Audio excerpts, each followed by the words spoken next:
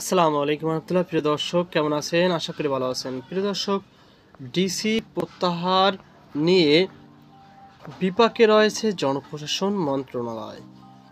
চলুন বিস্তারিত জানা নেই।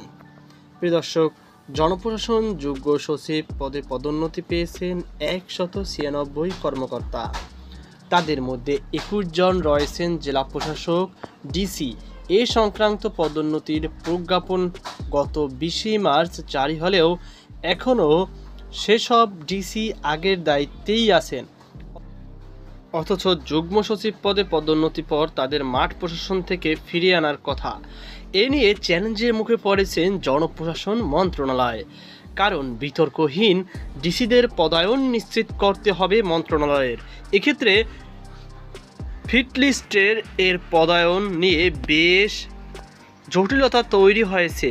বিভিন্ন উৎস বা গোয়েন্দা সংস্থার দেওয়া নাম পরিচয় যাচাইয়ে অনেক কর্মকর্তার ব্যাপারে নেতিবাচক প্রতিবেদন পাওয়া গেছে। কিছু ক্ষেত্রে রয়েছে রাজনৈতিক চাপও। সূত্রমতে ঢাকা, কক্সবাজার, গোপালগঞ্জ, ময়মনসিংহ, নোয়াখালী, চাঁদপুর, হবিগঞ্জ, ঝিনাইদহ, পঞ্চগড়, মাগুরা, সাতক্ষীরা, ঝালকাঠি, পিরোজপুর, চুয়াডাঙ্গা, মানিকগঞ্জ, চাঁপাইনবাবগঞ্জ, বগুড়া, মাদারীপুর, গাইবান্ধা, কিশোরগঞ্জ, জয়পুরহাট জেলার ডিসিরা 24তম বিসিএস কর্মকর্তা। ডিসি পদে রয়েছেন এ ব্যাচের 26 কর্মকর্তা। তাদের মধ্যে 5 জনের পদোন্নতি হয়নি। 24তম বিসিএস কর্মকর্তাদের প্রত্যাহার করে সেখানে নতুন ডিসি নিয়োগের বিষয়ে নীতিগত সিদ্ধান্ত আছে। একই সঙ্গে আরও কিছু জেলায় রদবদল আসতে পারে। নতুন করে ডিসি নিয়োগের ফিটলিস্ট করতে গিয়ে দেখা গেছে কর্মকর্তাদের একটি অংশ একসময় নিজেকে আওয়ামী লীগের নিবেদিত প্রাণ হিসাবে অকপটে পরিচয় দিতেন। পট পরিবর্তনের পর এখন তারা ভিন্ন দলের প্রভাব খাটানোর চেষ্টা করছেন। চলছে তদবিরও, কিন্তু তাদের কারো কারো আমলনামা গেটে ফ্যাসিস্ট সরকারের সহযোগী হিসাবে তথ্য আসছে। এর সঙ্গে যুক্ত হয়েছে পছন্দের ব্যক্তিকে ডিসি নিয়োগ, একাধিক রাজনৈতিক দলের তদবির ও চাপ। জনপ্রশাসন ডক্টর মোখলেসুর রহমান বলেন, যোগ্য কর্মকর্তা বাছাই করা কঠিন কাজ। বিতর্ক এড়াতে নিবিড়ভাবে বাছাই করা হচ্ছে। তাদের বিরুদ্ধে অতীতে কোনো দুর্নীতি অভিযোগ আছে কিনা তা খতিয়ে দেখা হচ্ছে। তবে চলতি জুলাই মাসের মধ্যেই বাছাই কাজ শেষ করা হবে। ধারণা করা হচ্ছে আগামী বছরের ফেব্রুয়ারিতে ত্রয়োদশ জাতীয় নির্বাচন অনুষ্ঠিত হতে পারে। নির্বাচন কমিশন সেভাবেই প্রস্তুতি নিচ্ছে বলে জানিয়েছে। সেক্ষেত্রে ডিসি এসপিদের পদায়ন বিষয়টি খুবই গুরুত্বপূর্ণ।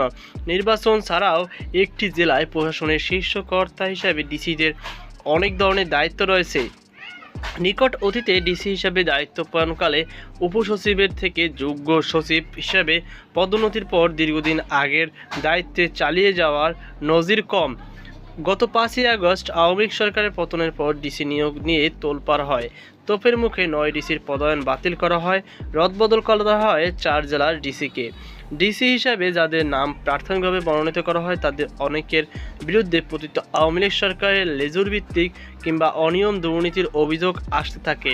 এছাড়া ডিসি পদে পদায়নের ক্ষেত্রে দেরি হওয়ার মূল কারণ রাজনৈতিক দলগুলোর সঙ্গে সংশ্লিষ্ট প্রশাসনের বিভিন্ন পক্ষের দেন দরবার। মূলত এসবের সমন্বয় করতে গিয়ে হিমশিম খাচ্ছে সংশ্লিষ্ট কর্মকর্তারা। তাই 5.5 মাস আগে ডিসি ফিটলিস্ট তৈরি হলেও পদায়ন দেওয়া সম্ভব হয়নি। এর মধ্যে শরীয়তপুরের ডিসিকে নৈতিক স্থলনের কারণে সরিয়ে দেওয়া হলেও সেখানে কেউ দায়িত্ব পাননি। এমন লেজগোবরে অবস্থা কাটাতে আর কত সময় লাগবে এ নিয়ে আলোচনা সমালোচনা হচ্ছে প্রশাসনে। বর্তমানে 24তম, 25তম ও 27তম বিসিএস কর্মকর্তা ডিসি পদে দায়িত্বে আছেন।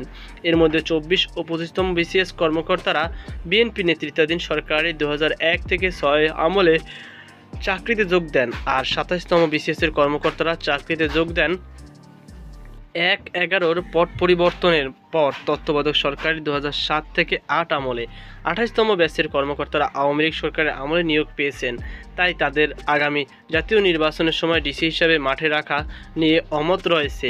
যদিও গত 21 জুন 28তম ব্যাচের বেশ কিছু কর্মকর্তার সাক্ষাৎ নেওয়া হয়েছে মন্ত্রণালয়ের তরফ থেকে। এদিকে ডিসি পদায়নে বিলম্ব হওয়ায় বিসিএস প্রশাসন ক্যাডারে 25 থেকে 27, 28 ও 29তম ব্যাচের কর্মকর্তারা পড়েছেন জটিলতায়।